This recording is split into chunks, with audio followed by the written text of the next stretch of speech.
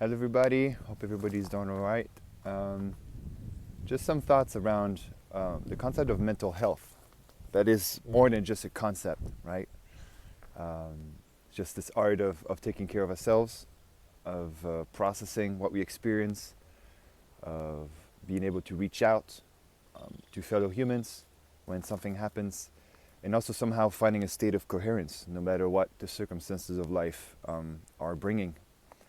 And in this time of great change, sudden change, it is really, really important to be able to have a foundation within ourselves. And by that I mean not only the esoteric principle and spiritual principle of like, oh, I want to feel grounded, I want to feel present. It's more about like a state of coherence, hearing. I hear myself and I hear you. I hear the world and I reflect that within me.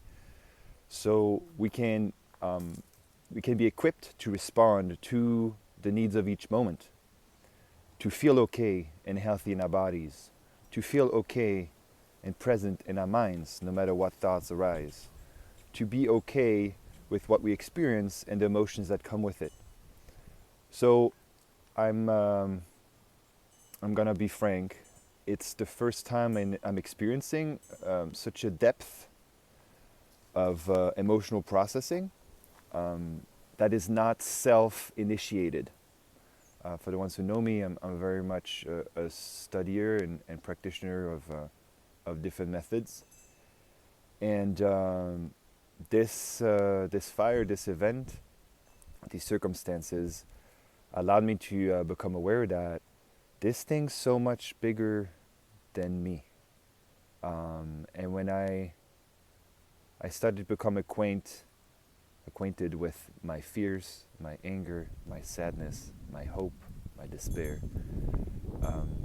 I started to become comfortable with them. Yet this added a whole new depth to it. So I can only imagine for the people that have immediately suffered from the fires, the smoke, the anxiety, and whatever else is going on in each person's life, that it probably puts certain things in perspective, but also in jeopardy. So now we have one question that we can ask ourselves, and it's just, what can we do? And now what? What is the next step? And who do we want to be in the process? We have many options, okay? We're not stuck with one perspective. We're not stuck with one choice. There's many, many thoughts we can cultivate, many actions we can take. But are they in alignment with our values? Are they in alignment with our greatest self and the greatest of our family and our community? So tying it back down to mental health, these are all aspects of it. So what can we each do as a person, as an individual, is to each day take a moment to be able to anchor ourselves, to be able to connect to our breath, to be able to go for a run if it's healthy enough, journaling out, listening to music, trying to sit down and not meditate and let your mind consciously rotate until you exhaust your mind consciously. Or if that's part of your practice, just adopt some kind of meditation or breath pattern, or movement, stretching, yoga, martial arts. There's countless ways. Swimming, I can go on and on and on. Lego building, math work. Some people get really a kick out of it, organizing spreadsheets, like me. So it doesn't matter what you do. What we do is how we do it. What energy do we bring to it? What consciousness do we bring to it?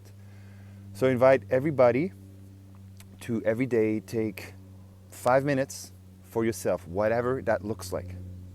Okay, and if you can't have that moment by yourself because you're in an environment where there's a lot of people, or you are in a small environment with your immediate family or co-workers or community neighbors, whatever situation is, there's always a way. So inviting you to focus on the things that are possible rather than the things that are not possible. Our mind always tends to map out the things that don't work. It's a process that is rooted in just figuring out if we're safe or not. But we can go beyond that. Okay, that's just the first step.